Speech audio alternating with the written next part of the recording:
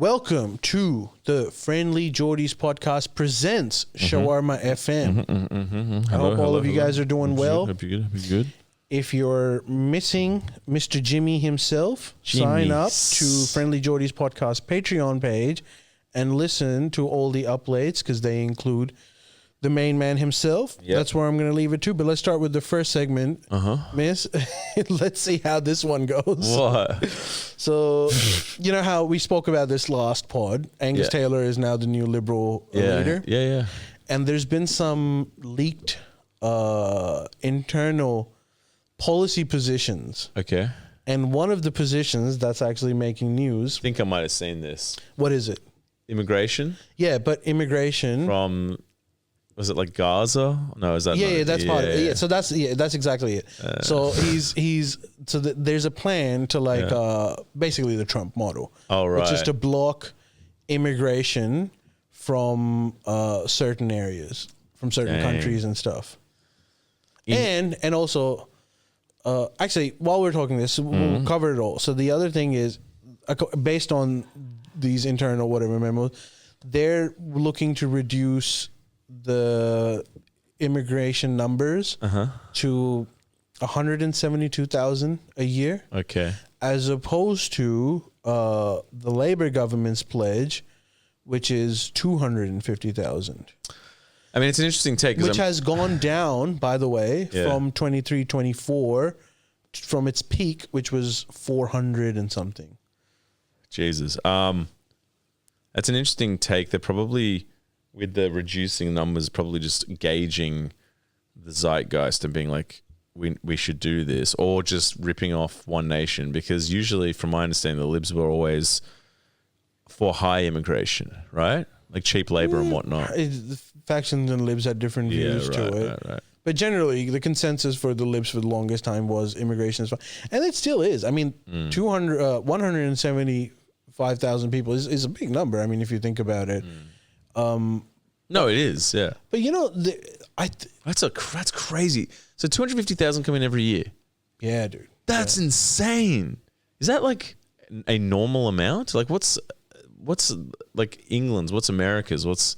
Yeah, well, it depends. So in America, there's legal immigration and illegal. It's a whole mess over there. Yeah. But I would imagine per capita the numbers are comparable in England for the amount of people that they. That's crazy to me. I mean, is it not? That's a crazy number. Yeah, on an absolute term, if you think about it, it does seem a lot. But if you are like an economist that looks into like I don't know, pumping the labor allocation and stuff, it seems less intense. Right. But that's what so the difference between labor in terms of the number of immigrants is about 50 to 70,000, which again seems like a huge number. Yeah. But and I think the difference, however, would be the banning of certain countries and areas. Yeah, well, I mean that's obviously very different. One of the labor in England actually had what I would say a reasonable a policy on this, which is that countries that don't accept deportations, we're not going to accept any immigration from you. So we're not going to process any visas if you don't cooperate with us deporting, essentially refugee claims or whatever. Yeah, right, okay. And that's what in England Labour were doing. Yeah, Labour are doing, and it actually worked. Right. So there were, I think it was 3 African countries, if I'm not wrong, at least 2 were definitely African countries, where they said that if you're not going to like accept, because they wanted to like deport these refugees. So they said, if you're not going to do this, then we're going to stop processing your visas. And they immediately caved in because the elite in these countries wants to come and, visit or whatever. Just they want to be able to go. And they don't want to take all their deportees. It's really sad, man. No one wants people anymore. Anywhere in the world. It is.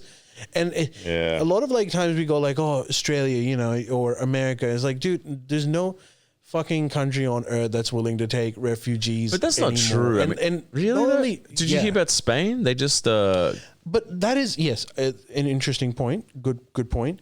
But that is like a huge exception to the norm at the moment. Right, yeah. That's true. Yeah. That's true. Man, like...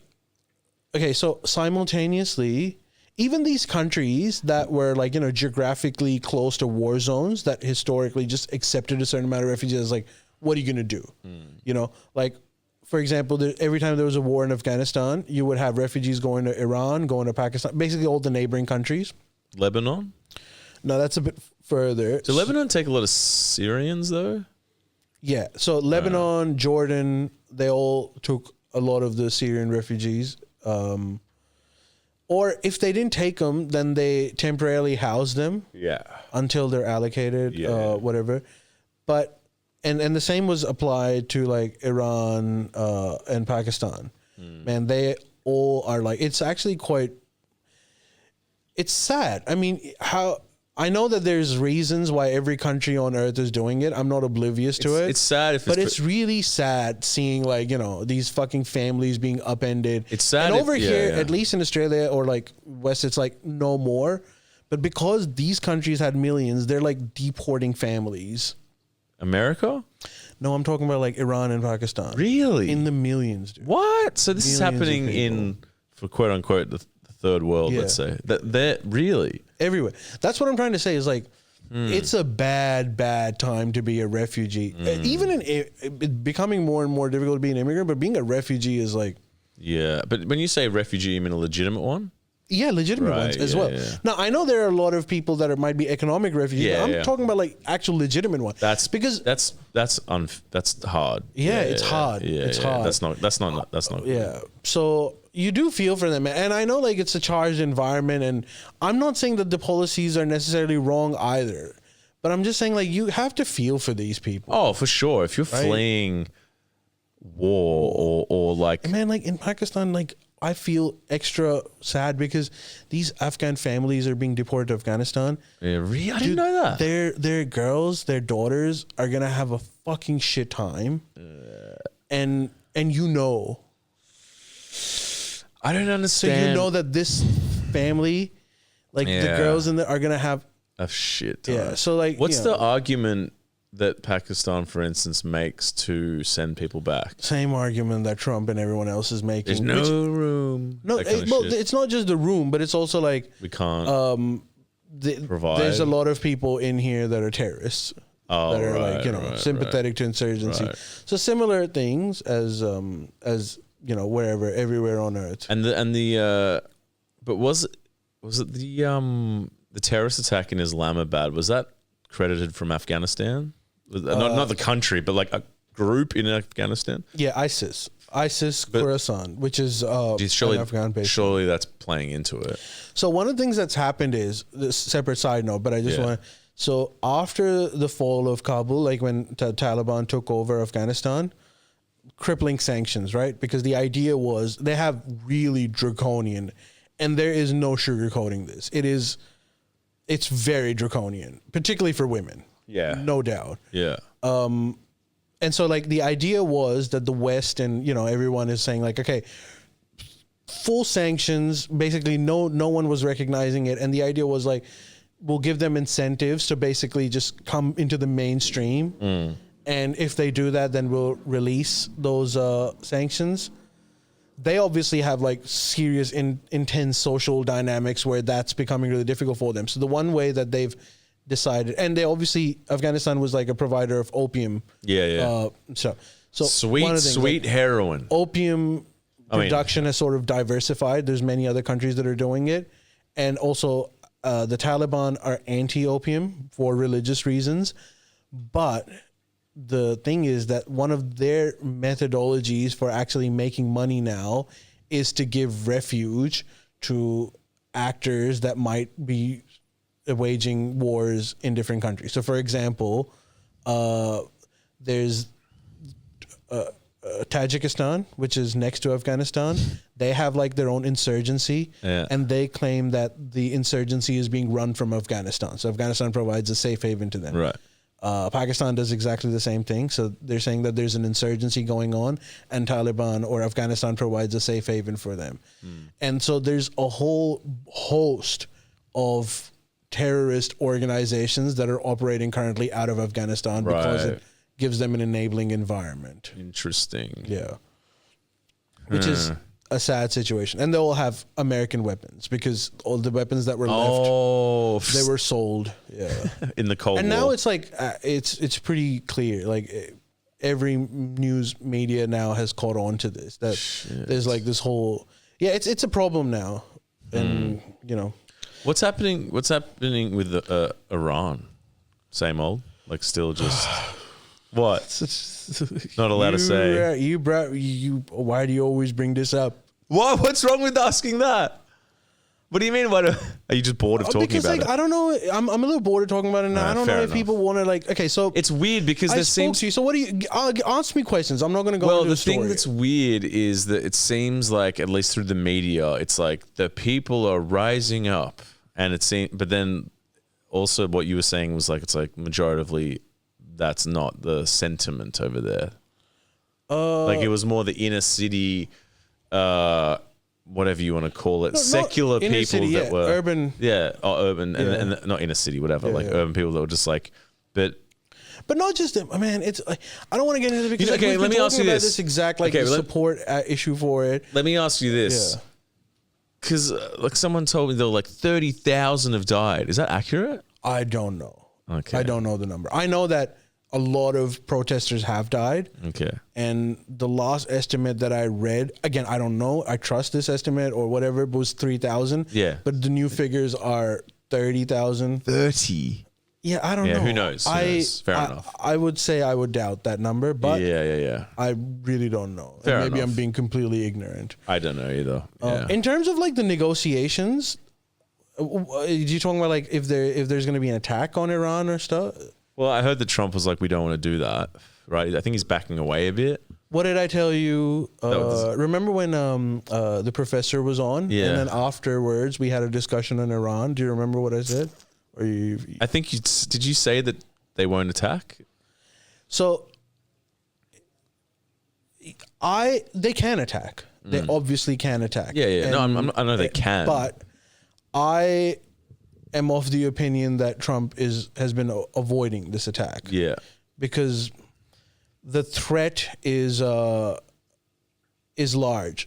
So Iran has threatened that this time around, because it's a matter of survival for them. Because initially it was the nuclear talks. So it seems like at the moment that Iran is willing to accept the nuclear aspect of the talks. Yes. But there's other things that have been put on to the picture. Number one, the ballistic missile capabilities. Yeah. So Iran has a lot of ballistic missiles. They buy or, get a lot from China and other places, but they also indigenously make quite a few ballistic missiles. And they have long range. Some of them are less sophisticated. Some of them are more sophisticated. The problem with air defense systems are that, one, the missiles that are defending the incoming missiles are 10 to 20 times more expensive. So there's obviously, for a long-term kind of a conflict, there's a massive cost that is associated to it, and your opposition will have less of a cost. So that's one aspect of it. Second is that it's a lot easier to attack than to defend an incoming missile. Yeah. So you can create weapon systems that can, track the incoming missile and hit them. But then the weapon system that's attacking can change its trajectory just to avoid it. And then you have to reprogram. So it's like you're constantly chasing it. So there's no way that any country can say that we've got an Iron Dome or whatever and we're safe. So there's always going to be an element of risk. Yeah. That's why the ballistic missile system is a threat for Israel. But secondly, the other issue that Trump is facing is that all of the Middle Eastern countries around Iran, so countries like UAE, Qatar, these Gulf nations, Saudi Arabia, even Pakistan, they're all petrified that because Iran can't really attack US in the same way, that they're going to attack US bases in these countries. Right. And their calculation is that there's going to be mass casualties. Yeah, right. And including American soldiers. And I think this is what was being told to Trump, which is like, if you want to do this, then you're going to have to go all in. And I suspect Trump doesn't want to do that. Now, there was recently, and so Trump was, it seemed like so Benjamin Netanyahu had just gone to Washington, D.C. to meet Trump to discuss this. We don't know what they discussed, but we can judge it. So just before the meeting itself, Trump was saying that the negotiations are working. Like, we're going to attack them, but we don't want to do that. And I think they don't want it either. I think they don't want it either. Right. So that was his thing. Then Benjamin Netanyahu goes there. I'm assuming to say, you have to do it. It's now or never. Right. The ballistic missiles plus the proxy forces that are in Yemen, in Lebanon, they're too much of a problem for us. And so it's not just about the nuclear issue. So you have to get, and so right after that, then you saw like this media and uptake, and CNN started reporting that an attack on Iran is imminent. And maybe Trump is using it as a negotiation tactic again, which is that this armada is there, I'm ready to launch an attack. So then there's the other issue, which is the proxy. So Israel is saying ballistic missiles, nuclear issue, third, proxy. The proxies that are in Yemen, whatever, all of these. So you need to Iran needs to stop funding them. Now, this is something that Iran at the moment is saying we're not going to do that. But I think there's actually room for negotiations on that front. Partly because the proxies have been quite battered in the last few years anyways. So, and plus Syria is now gone. So that route to supply weaponry to Lebanon's Hezbollah is cut off with the fall of Assad. So it's kind of becoming impractical to supply to that proxy anyways. And then, yes, Yemen is fine. But I think in order to get concessions, perhaps there might be some room for negotiation there. I do think that Iran is not going to agree to the ballistic missile negotiation because they think that that's their only defense at this point. Right. So, and then obviously the last was the protest-related issue, which is the fall of the regime itself. It is my impression that idea that the Americans and Israelis, both of them were trying to change the regime. Yeah, I mean, I think that one has sort of fallen flat where they haven't been able to do it. Yeah. Their idea was that when these protests were happening, that they're going to go so out of control. If at that moment, I think the American generals were telling Trump that in that moment of chaos, if we attack the particular IRGC people and maybe even the leaders themselves, that would be enough for a regime change. But what had happened was that it was sort of and that's why Trump was telling, if you remember, he still is, but if you remember him saying, don't kill the protesters. If you fire the protesters, then I'm coming in. The idea was he was trying to get the protesters to basically increase in numbers and for this momentum to reach a point where an aerial attack by the U.S. would be enough to change the regime. I think their calculus now is that an aerial attack itself is not enough. Yeah. And so that one I think is sort of, you can't really do anything about it. So the only way you can get rid of them is to do an invasion. But how's it going? Living standards there would, I assume, be very difficult because it's still got massive inflation, right? Yeah. So that is the one thing that is horrible for them. Yeah. So they're saying everything is absolutely crippled them. And the thing is, the Iranian public, from, again, what I gather, I don't know. Yeah. Iranian public is putting actually a lot of pressure on their regime to just get over with it. As in, get over with it in the sense, diplomatically come up to a solution and for the love of God, fix our economy. Yeah. Right? Yeah. And so there's a lot of pressure on the government to do that. There was one plan, which thank God didn't happen, but there was one plan that was assassination of Khamenei itself. And I think that was the one, by Americans. That was the one that I think everyone told them, don't even think of doing that. No, that's crazy. Because that's going to have serious consequences. Look, again, I think I've told you this, Khamenei isn't just a political, he's like a pope figure for Shia Islam. Yeah. So by killing him in a martyrdom. It's the whole Shia Islam is based on martyrdom. Yeah. Their entire origin story comes from an episode of martyrdom. So that would have triggered a huge backlash, not just in Iran, obviously, but also every Middle Eastern country that has sizable Shia population. So I think that one was I suspect even the generals knew this, but like I think everyone would have told, for the love of God, please don't do this. Yeah. And I think they backed off from that, which was a smart move. But now you're stuck in this dead end. So now there's going to be negotiations. They're going to say that we'll give up. They're even willing to reduce their enriched uranium. Mm-hmm. So I think what Iran is saying, like, okay, the nuclear issue clearly seems to be the one that everyone is going, we can work on that. Yeah. But regime change, we're not doing. Yeah. If you want a regime change, then you have to attack us and we'll fight a war. The ballistic missiles, they're saying we're not giving up. The proxies at the moment, they're saying we're not giving up. But like I said, I think there's room for negotiations over there. Yeah, okay. Yeah, it shows. I mean, yeah. If there is a possibility, though, that maybe towards when these negotiations are matured enough, that there might be a little to back off. Like both parties would need an off ramp at that point. How do you get, like, Trump moving the Armada? The idea that, like, you're moving the Armada from East Asia to coast of Iran, like, it sounds whatever. Like, it's an extremely costly exercise. Right. And I can assure you one thing. Lad. And it's not just costly. It's time consuming. It creates a huge, because you're actually mobilizing for war, which is a whole different thing.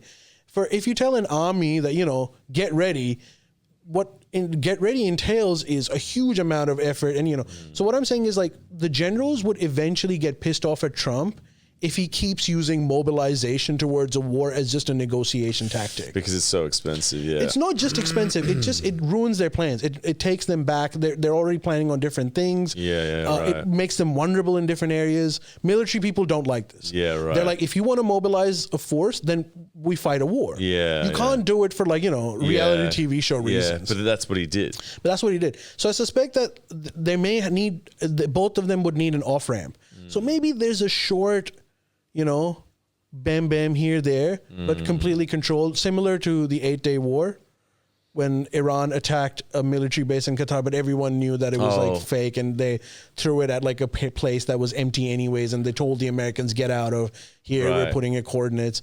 So that kind of like a thing for both populations to feel like, nothing was. Yeah.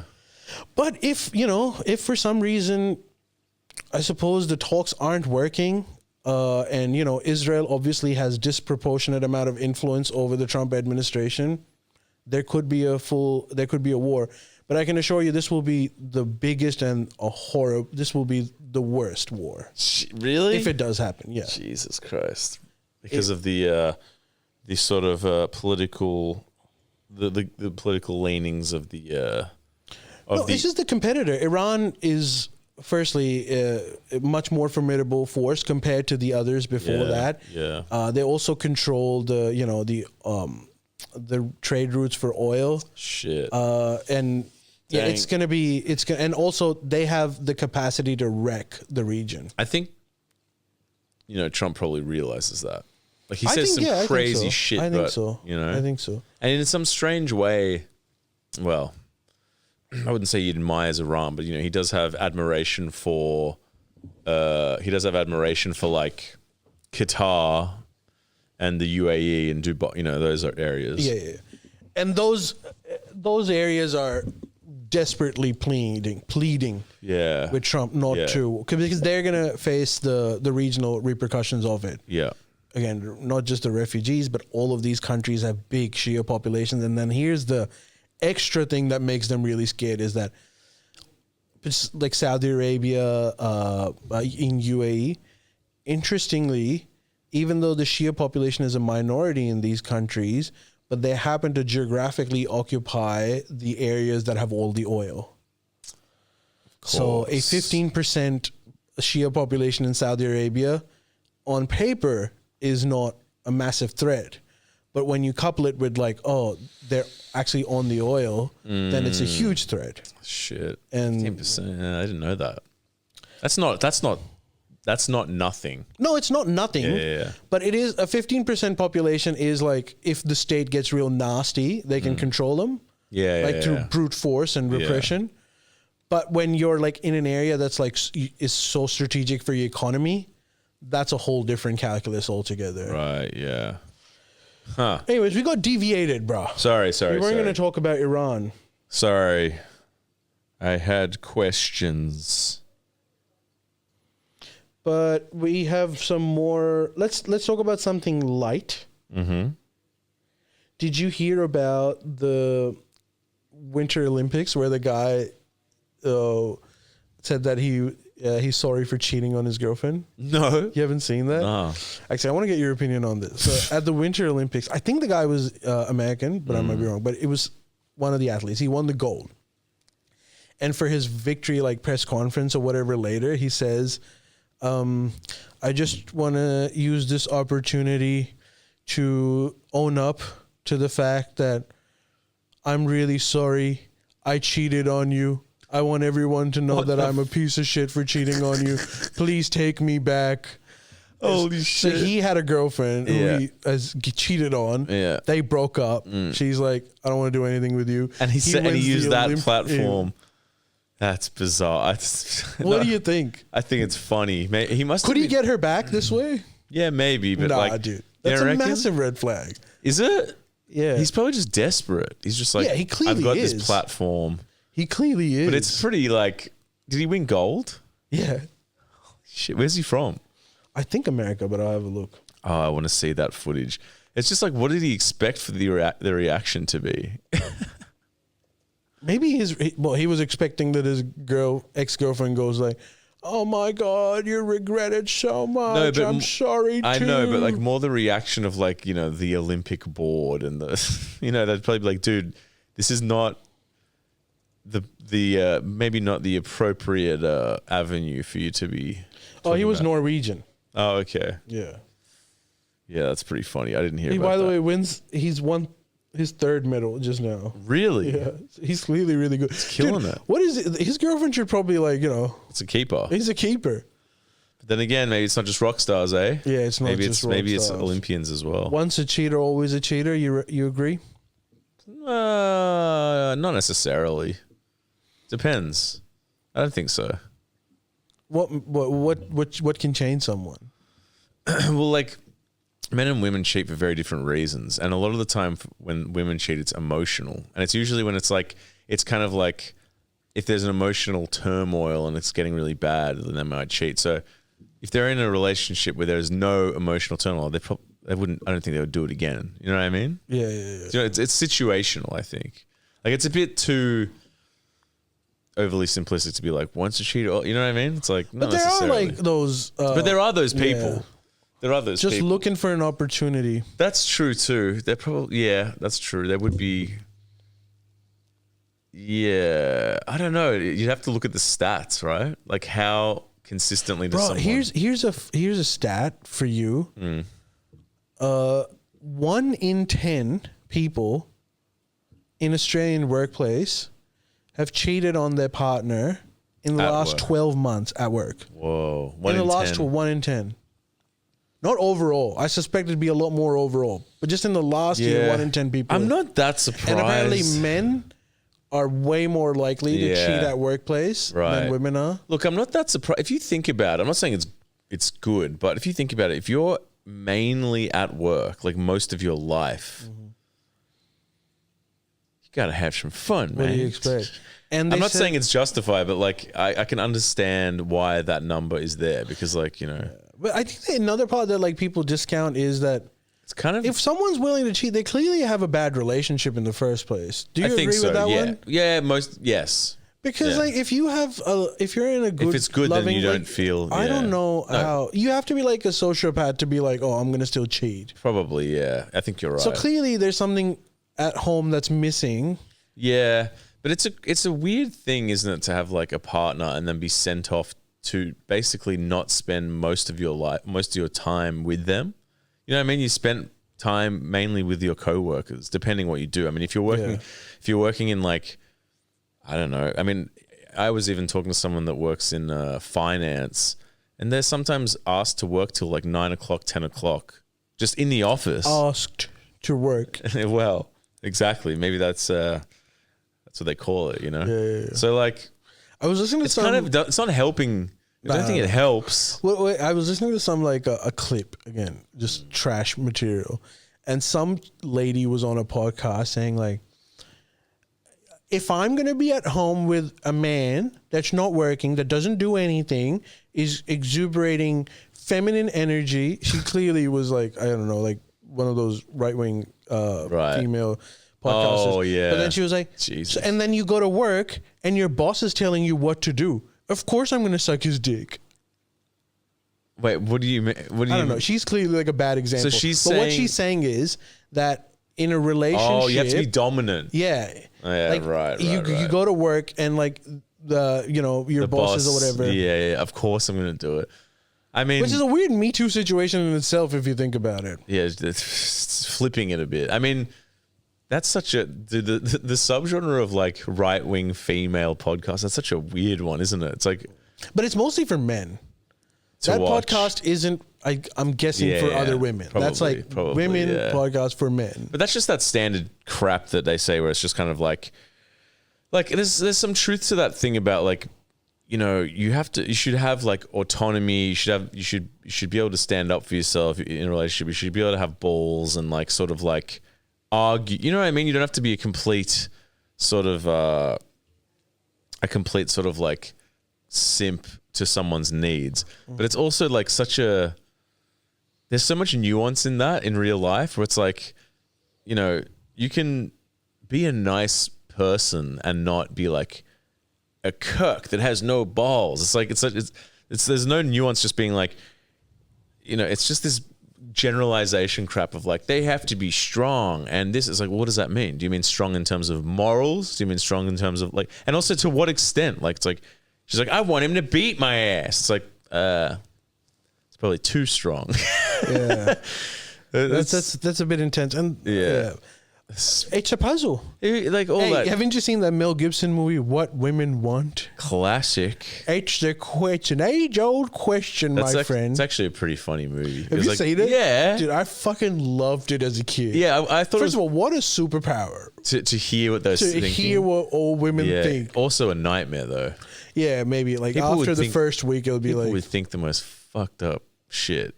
Because it's just your consciousness. Sometimes some ideas come in that are not they're just ideas. You don't necessarily agree with the ideas. Like, they're just ideas. What women want. What women want. That was like peak Mel too. And it was like, he's a hunk. That was when Mel Gibson said, like, 48-year-old hunk. I'm a romantic hero. And it was like, yeah. no, dude, come on. You made Patriot. Wait, what was that movie? Well, Braveheart and Patriot. Oh, yeah. Like for the longest time, his thing was like he's gonna hold a sword, scream, and run towards an army. That was Mel Gibson. And then he was branching out. And then all of a sudden he was like, I'm just on the Upper East Side. Yeah. What do I do? I'm a publicist. Yeah. Mel. It always happens that You're way. in World War II. Don't try. But it was successful. Like those movies were. I wonder if they made money. I don't know. For sure, they would have. And that lady was in it, who's in every 90s movie. I don't even Helen know. Hunt. Is that who it is? Yeah. There's two sisters, Bonnie Hunt and Helen Hunt. Oh, really? But I think you're thinking of Helen Hunt. Oh, yeah, the blonde one? They're both blonde. Right. Well, anyway, she's like in every single film. But yeah. You know what I was watching last night? Have you seen The Fifth Element? No. Seriously? What, Fifth? Is that an anime? Nah. You've seen it. It's got the Bruce Willis one. Yes, I have seen it with Chris Tucker. Yes. Yeah. Of course I've seen it. Yeah. Bro, it's so good. Yeah. It's just such a good movie. Like, I liked it too. it's just like, I saw it recently. Maybe 3-4 years ago. I just love it. And there's elements of Blade Runner a little bit, and there's like Bruce Willis is just so good in it. It was from the 90s, right? I think 90s or maybe even 90s. It was 90s, yeah. But it still looks good 90s too. movies are all good. Peak. Even the bad ones are I good. kind of agree with that. So entertaining. So entertaining. My new favorite genre is 90s movies. I agree. And there's a flow to it, and it's not like turbocharged. Like so many films now are like cocaine charged. Like it's just like there's no. And even these like new, they feel like YouTube videos, just long YouTube videos. They do. Yeah. A lot of them do. This Mighty Supreme movie wasn't like that. That was like an old school throwback, which is cool. But they're kind of more like in that outlier. Like they like, Tarantino and Scorsese. It's in that realm. But so many, especially like superhero movies, man, you just feel like you're watching a YouTube short. Yeah, I don't know if they're making superhero movies anymore. Well, they're making less and less of them. I think they'll do it all the time, but they're not. they're definitely doing less. Hey, there's some more news. Global update. Yeah. Apparently, Kim Jong Un has chosen his successor. Oh yeah, I saw. And it's his teenage daughter. It's his teenage daughter. That'll be fun. And you know how we know about her name and everything? Yeah. Because they never have ever released information about his kids. The only reason why we know her name is because of Dennis Rodman, the basketball player. Oh, because when he came back, he was like, he was like, I held the leader's granddaughter or whatever. Yeah. And her name was, she was a baby then. And he released it. Yeah, and he said what her name was. I think her name was Sue or something. Right. Or I can't remember exactly what her name was, but it was like, yeah, that was her name. I held her. They were showing her to me. And that's how we know about her identity. Damn. Like we know her name and stuff. Hectic. Apparently he has 2 sons as well. Mm-hmm. But he doesn't want them as That's leader. crazy. But he's named her as the successor. Well, he hasn't named, but like all the signs are pointing towards the fact that she's going to be the new. Fair enough, I guess. Man, you know what's interesting? And I want to take, it's like all of these, it's not, a lot of these like dictator or, these leaders, they love the fact, they like the idea of their daughter taking over and not their son. Yeah, why? I believe maybe because their daughters are more agreeable. Because you got to think about it this way. Their children are spoiled, right? Because they're the leader's fucking children. And the boys are like fucking Uday Hussein, you know? Who's that?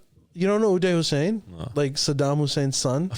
He was like a psychopath who would like rape and just what? Really? Insane. Yeah. Shit, I didn't know that. Insane. You should look him up. Oh my you would God. appreciate. Is he still around? No, he's dead. He's dead. Thank fucking God he's dead. How'd he die? The Americans. They killed him. Well, he was in a gun battle with them. Holy shit. Him and his brother. Scarface style. Yeah. Wow. But because their boys are like, and they all have this feeling that they're going to be the next one, they're super spoiled and they're probably just a pain to deal with. Yeah. The daughters, I'm imagining, would be agreeable. Right. And the fathers are like, fuck these sons. I can see that. She's the one to go. That's kind of cool. Like, it's happened in South Asian history a lot. Really? It seems like, so Indira Gandhi, who was the Indian Prime Minister for the longest time, her father Nehru and chose her. In Pakistan, you had Bhutto, who was a leader who became really popular. Yeah. He had 2 sons and a daughter. He chose his daughter to succeed. Interesting. In Bangladesh as well, Hasina was chosen by. It's a common thing. Yeah, right. I mean, it's progressive. Because I feel like in Europe it's the opposite. And that's the interesting bit, because a lot of the places that this happens in are actually the least progressive. Yeah. They're like actually very patriarchal. Yeah, which is why it's an interesting thing. I think that has weird. Something to do with the fact that they choose their daughters. Yeah, okay. I can see that. North Korea is such a, like, how much do their citizens really, how much do they suffer in terms of, like, you should ask Jordan about this, actually, because Jordan's been obsessed with North Korea. Yeah. So when we do the upload, ask him. Because it is. We talked about it on the last upload, so. Yeah. But he has very rose tinted eyes about North Korea. I mean, it is. Yeah, I like any of these societies. It's like anything. I mean, it's human nature. Anything that's kind of secretive, you want to understand how it functions and like how it actually is day to day. But like, and you've heard, you obviously hear a lot of those like Vice documentaries that are like, there's no one around. Jordan told me an interesting thing, which actually makes you think. You know how there's this joke that if you go to North Korea, like they show you grocery stores that are fake. Yeah, that's what I'm talking about. And all that stuff. Yeah, I've heard that. And Jordan was saying that like we're misunderstanding that. Right. They're not trying to say that we don't have poverty. What they're saying is like, we don't want to show you our poverty. Yeah. Like, right. Well, I mean, come on, they're pretty. That's a bit of a cop out. Well, again, discuss it with him. Yeah. But what he's saying is like, it's not that they're hiding the fact that there's poor people. Okay. But it's like when a guest comes over to your house, you don't show them the fucking shit stand. Right, they just want to You seat them in the lounge. They don't want to be rude. And also, even if you're poor, you pretend that you're not that poor. Yeah. Not because, anyways. No, I get that. But I'm look, sure, maybe. I mean, it's a stretch, but I'm more interested in like how much poverty there really is. Because there's also a lot of, having gone to South Korea, South Korea is kind of, in the same vein of Japan, where it's like capitalism on steroids, and there's a lot of poverty there too. I mean, you don't really see it, but it's like that. Maybe not poverty, but there's a lot of people that are like in debt traps, and they're struggling, and it's expensive. There's homeless too, right? Yeah, there are, but nothing. Look, I've also heard that they have a very empathetic view on homelessness and people like that. They probably do. I mean, I didn't see. Honestly, I didn't see much. Cops will stop and offer them drink. Yeah. And they don't tell them to like move. If someone's sleeping on a bench, they don't tell them like you can't move. I can They'll like see maybe that. even put a blanket over you. I can see that. There's more honor, I think, because Korea is very, I don't know if you want to say nationalistic, but they're proud of the country. I think because like they got rich so quickly, like not that long ago, they were really poor, that they think that this is all going to go away one day. Like one day, that's why they have like, you know how Chinese people don't, even though when they're rich, they just keep saving. Yeah. And like when you ask them, they're like, well, I'm saving this for my retirement because I think one day the government's going to fuck up and like we're going to have to go back to like eating rats. I think. And when that happens, I have like millions of dollars stashed up everywhere in the world. It's kind of like Kyle Sanderland still drinking milk and eating white tip-top bread every day. Well, I don't know if that's the same thing. Well, why is that? He thinks like one day he'll have to, so he may as well just get used to it. No, it's just like when you've been poor, you can't just shake that. Yeah, true. You know, it's like something in your DNA where you're like, I remember this. And I do not want to fall back to that. No, exactly. Yeah. And it's like that can happen. Yeah, you know? For sure. It's kind of a neurosis, though. It's a bit screwed up, but like it is a real thing. Because I thought that like people in East Asia, like Korea and shit, would have a very bad attitude towards like homeless people, and because I thought that they would say like, you're not working hard enough. Like everyone's fucking going crazy over here. Why do you get to like? Nah, there seems to be a lot of that kind of empathy. I mean, even if you're like wasted, cops leave you water, and people leave you water. Like they're like, and that would never happen in Australia. Like, no, it just wouldn't. I just don't think it would. But I think there is just, I don't know, there's a bit more empathy on that side of things. It's like, it's not like, it's a degenerate. It's like, there's also a big culture of drinking. So you have to drink. It's kind of like Japan where you have to drink with your boss. You have to drink with your like workmates. It's like an expected thing. So that I think if they see someone passed out from drinking, they're kind of like very honorable. Yeah. You know, and like, it's not easy to get that wasted. So, you know, like, it's like work. Yeah, his liver's working overtime. Dude, Koreans drink quite a bit. I mean, look, they drink as much as probably, like, maybe not as much as Australians, but they culturally, it's probably similar in a lot of like the Middle East. It's just, not the Islamic countries, but like, just in terms of hospitality, they have a lot of, like, if you sit down with Koreans, they want to pay for stuff and they want you, it's like a sign of respect. They're buying you drinks and stuff, and it's cool, you know? I was reading a book called Governing China around when I went to China, just before that. And one of the things that I read in it that was interesting is that the idea of like social empathy was kind of non-existent in China before the Communist Party, like Imperial China. So he was saying like their empathy was restricted to your clan. Right. So tribalism. And so it was actually like they were giving as well. So for example, you are living in your family. Like some guy rocks up to your house, dirt poor, but he says, you know, your great auntie so-and-so, I am their fucking distant cousin. Now, your relation to them is really distant, but now you are compelled to not only take that person into your house, but also make sure that they get a job, that they get back on their feet. And this is kind of like, this was their welfare system in a sense. Right. If someone from like your family, even extended family, nuclear family is not the thing, is not doing well, you help them because maybe you won't be doing well and then someone else will help you. Yeah. But so this was a good thing. This was really good. It sort of helped starvation and all sorts of stuff. But in this book, he was arguing that the negative aspect was that there was no social bond. As in, so if you're not in the clan or the family, I have nothing to do with you. And he would say that so at the time, he was comparing it to like Europe. That they had developed like a social contract. So if someone got hit on a street, you know, your immediate reaction is to go help them.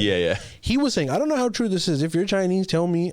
He was also a white guy who wrote this book. Right. So, but he said that in China they would just ignore it and walk away. But what era? Like what year are we talking? So we're talking late 1800s. Yeah. Okay. Yeah.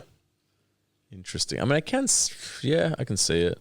I mean, I'm sure that... Or suffering or someone screaming, he's saying like, not my business. Yeah, I'm sure that I'm sure Europe was like that before they had this social contract and before they sort of moved towards a more egalitarian society. I'm sure it was the same. I mean, like it was tribalist, you know, like it was just like constant battles. It was really... So it's really cool to hear that, you know, Korea is empathetic towards their homeless people. It's like, so... Yeah. I mean, I literally think I saw like 2. There was one in Seoul. I remember being quite shocked. I'm like, damn, that's crazy. Because you still get empathy in Australia to some extent. I think you do. Americans, you meet them, they have hate. And I know I haven't been there, but like I've heard it's insane. The homelessness throughout America, apparently. It is crazy. And so it is insane. Yeah, it is. But man, I would meet Americans who talk about it as like with such hate, just being like, and they're like, you can't walk anywhere. They're and you know, all of that stuff. Yeah. And you go like, oh yeah, but they're poor. It's like, what's the reason? They're usually like substance abuse, like, you know, homelessness. No. I'm saying like, it'd be nice to ask Americans like, what, like, look at the symptoms as well. Like, it's like they say, and I think their point is right. Is like they come to countries like Australia and stuff. It's like there's homeless over here too, but like there'll be like 2, 1. Yeah. It's like why why is like the majority homeless in my you know, like that sort of stuff. Yeah. So there's just I think it's not hate, sorry, it's frustration. Yeah. And they are blaming the government. No, it doesn't matter. Like this is like bipartisan. They're like they're not doing anything about it. But I think it would be so much harder to be homeless in America. Like, there's no... I mean, I think California is pretty progressive, and there's probably... I mean, I've seen... There were a lot of food trucks and stuff that were just giving out. One thought some lady... I think I've said this before, but we were like... At this point, I was like in full traveling mode. Probably looked kind of homeless, and we pulled up. We had this van... And it was just this like soup kitchen thing. And this lady came up. She was like, how can we help you? Like, thought I was homeless. I'm like, no, I'm good. Like, I'm not, I swear. I've seen those videos on the internet where someone assumes you're homeless. Yeah, that was pretty funny. How did that feel? I thought it was hilarious. You were like, I need to take a shower. Nah, dude, I was kind of like, damn, man, that soup looks pretty good, man. I kind of want that shit. That's crazy. But America, it would be hard. Like Australia, I think it has... Look, I have to say, it is. I do see a lot of homeless people some in Sydney, and look, it would still be really hard. I mean, if you're begging for money, you know, I'm sure there's a big issue magazine you can sell. Yeah, that's how does that work? They give you they pay you something. I don't know, but like they've stopped doing that. Remember before? Yeah, it was everywhere. Well, I don't use public transport, like as in I don't use the train that often. It used to be really prevalent. It used to be everywhere. Yeah, I don't know, but if you're begging for money, I mean, you're doing it. You're fucking doing it tough, and I wonder like what it is like to be in that situation. You know. Where do you sleep? I mean, is there sort of like public, some sort of housing or something that can be housing subsidized? Commissions and stuff. Yeah, but if you're really begging for I think money, there's like organizations that can help you temporarily sort of get back on your feet. Yeah. But I don't know. I'm no expert on homelessness, but I suspect a lot of it is about substance abuse.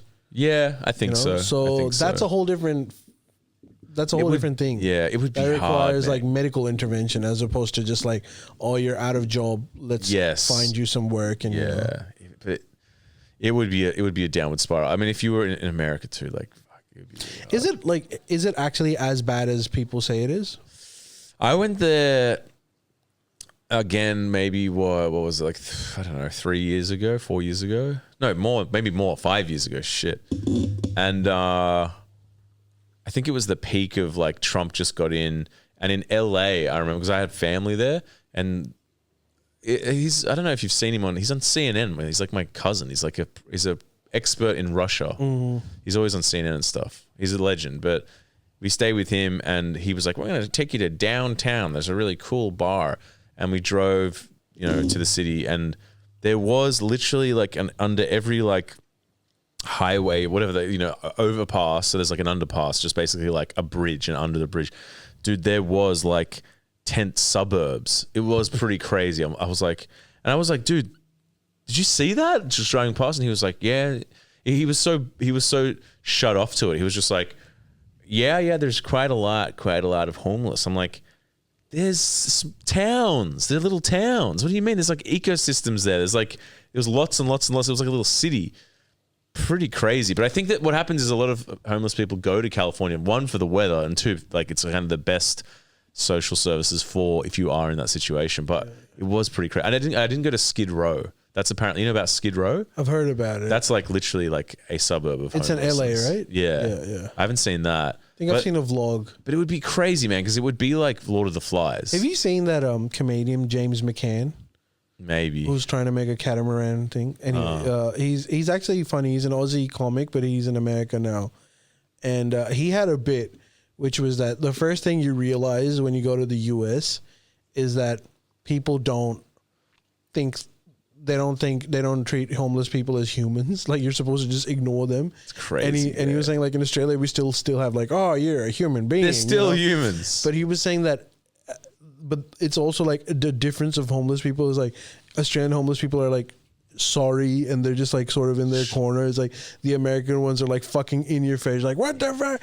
And so he was saying that you're supposed to ignore them. You cannot treat them like a human being because they're American about it. Yeah, they're like ballsy about it. I'm not doing justice to this bit because I saw it ages ago, but you should check it out. That is pretty funny. I mean, the opioid thing is crisis in America, and crack and everything in America is pretty crazy. Like, there's in every major city now. Whoa, hold up. Sorry, I have to interrupt you. What?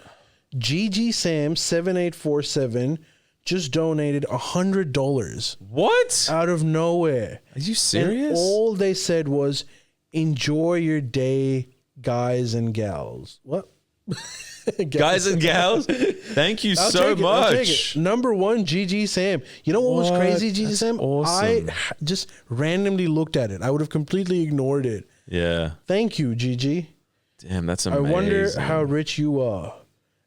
Maybe you think we're homeless. Yeah. That's so nice. Thanks, man. Yeah, thanks, bro. All right. What else do we have? Okay. This is another social society one. There's this actress. Her name's Carrie Fox. Mm-hmm. She was in a 2001 film called The Intimacy. Okay.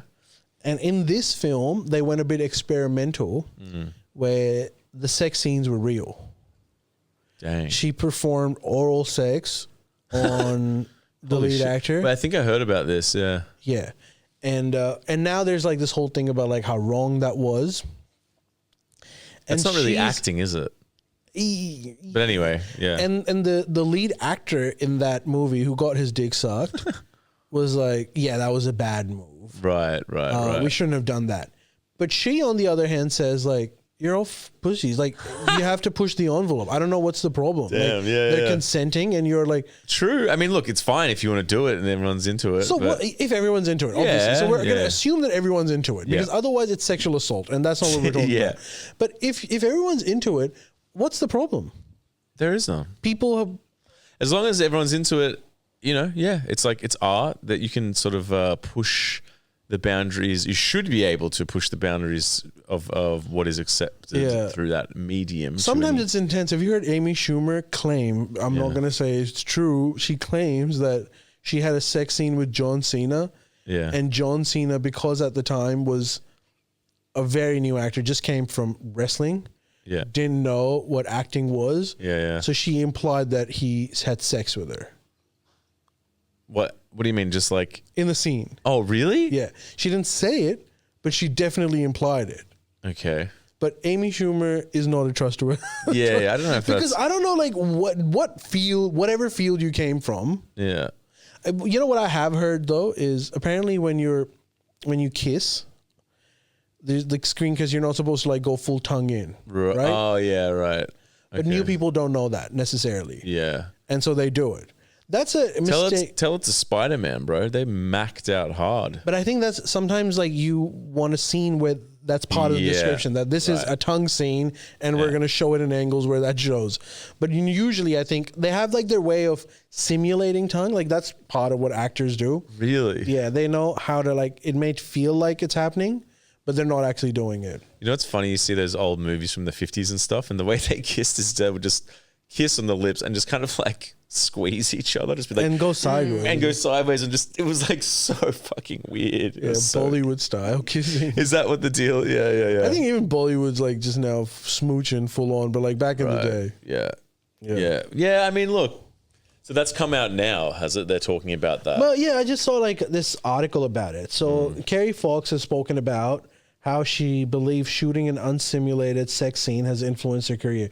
So she's saying like people are not hiring her as a consequence. Right. It's affected your career. And she's like, oh, really? Yeah. So that's what she's claiming.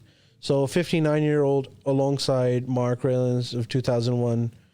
Damn. So they had like sex scenes, and she's saying what's the actress's name? Just doing some. I wonder why Miss Love is asking this question. Just doing some research. Carrie Fox. Interesting. So she's like saying that no one hired me because of that, but she's 60 years old now. Now she's 60, but at the time she was younger. Right. She's a Kiwi? Yeah, she is a Kiwi. Right. I mean, look, whatever, you know. It shouldn't be So you think it should be fine? Yeah, dude. It's like, what about like that stuff? You know, Tarantino like apparently choked out the German actress in Inglourious Basterds for real. No way. You know that one? So wait, this what scene do you remember is it? There's a scene where where she's like he kills her. He kills her, right? Yeah. Well, not Tarantino, like whoever's acting. But no, we put Tarantino in the scene. So what happens is, okay, tell me what you think about that. Okay. So Tarantino, he said this on Graham Norton as like a story. Fuck, he's such a kook. He's saying like, you know what I always dislike? I never liked when you're choking someone, their face changes color. You're blocking the blood, and in the movies they always showed it, and it's like it's not real. So I said, he's kind of right. To Diane, I think her name's Diane Kruger. He's kind of right. It's like I said to her, it's like, listen, now I know you might not want this, but I want it to look real. So I'm thinking, we'll do it for real. We'll do it for real. But I don't want anyone else to be blamed for it. So I'm going to do it myself. Holy shit. And I'm going to stop just before you die. Right.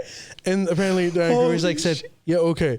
And so that was an actual hit. The hands were Tarantino. Holy shit. And he choked her out.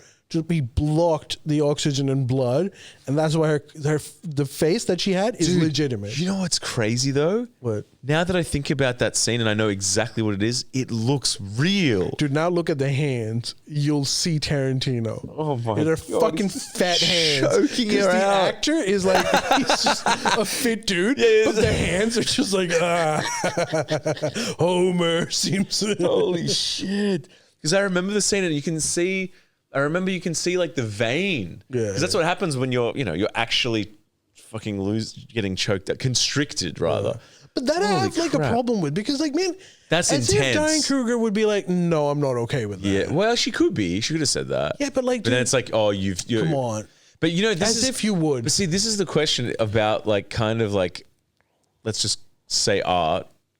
What are the limitations? And sometimes, pushing the envelope.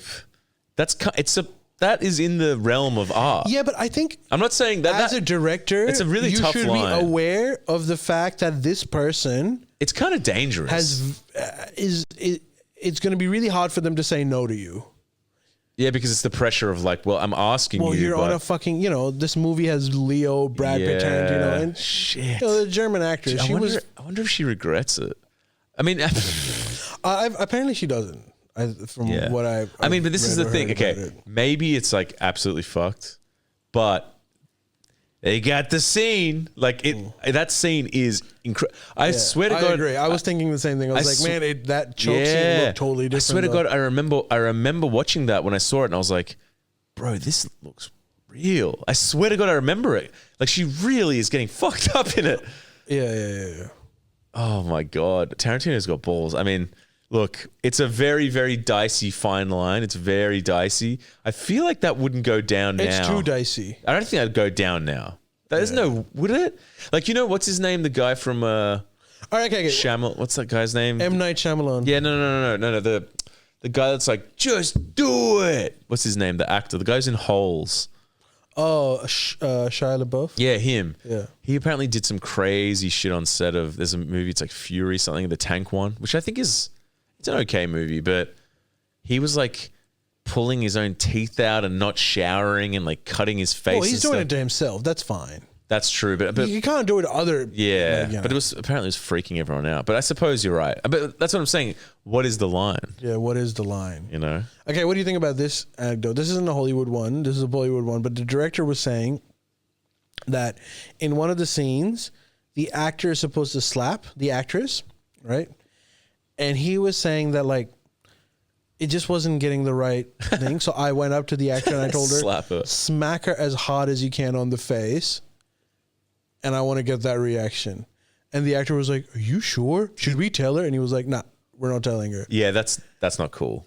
Not cool. I mean, it's going to make good art because the reaction will... So she actually looks stunned. Yeah, which yeah. was what the reaction was supposed to be. Yeah, but like, I can't even believe you did that which kind of thing. would have had the effect, but it's like, you know, it's kind of like saying like, man, I really want the blood to flow on this cut. Can we just actually cut your leg open? It's like, bruh, that's a bit much. You know what I mean? It's like, it's like, there's a line where it's like, but again, also, if he asked her, that's different, but you can't just, No, but he didn't. He that's didn't not ask cool. her. That's not cool, dude. You can't. That's crazy. Yeah. That's not cool. You got to ask. Did anything happen of it? Or because it was Bollywood, it was like another day. Yeah, another day. Because it was Bollywood. Jesus.